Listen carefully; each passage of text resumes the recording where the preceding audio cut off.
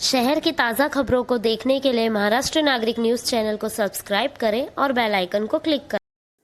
काल दिनांक 27 फेब्रुवारी 2024 रोजी दुपारच्या 12:30 वाजता सुमारास आपल्या येथील स्थानिक व्यापारी त्यांच्या घराकडून काही कॅश घेऊन ॲक्टिवा मोटरसायकलने त्यांच्या दुकानावरती चाललेले असताना आपली जी मुक्तिबोध स्मशानभूमी आहे उल्हासनगर 4 मध्ये त्याच्या तिथे रोडचं काम चालू आहे, भिंत आहे, त्याचा आडोशाला लपून राहून तीन आरोपींनी स्वतःच्या जवळील ॲक्टिवा ही फिर्यादीच्या मोटरसायकलला आडवी लावून त्यामुळे त्यांचा बॅलन्स जाऊन ते पडले खाली। त्या दरम्यान त्यांनी जे ॲक्टिवाला लटकवलेली बॅग होती त्याच्यामध्ये 2.5 लाख रुपये आणि 2 मोबाईल असा जो मालमत्ता ऐवज होता तो त्याच्यातील जबरदस्तीने घेऊन निघून जात होते।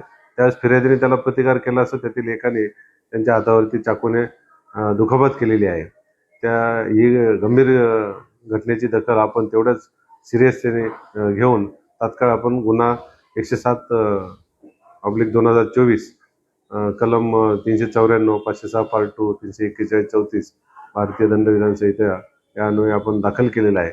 आपण तात्काळ सगळे सूत्र फिरवून सगळे आपले गुप्त बातमीदार डीबी पथक त्याच्यामध्ये आपल्याला एक आरोपी आतापर्यंत आपण अटक केलेला आहे। त्याच्यामध्ये ताजुद्दीन माहीगिरी।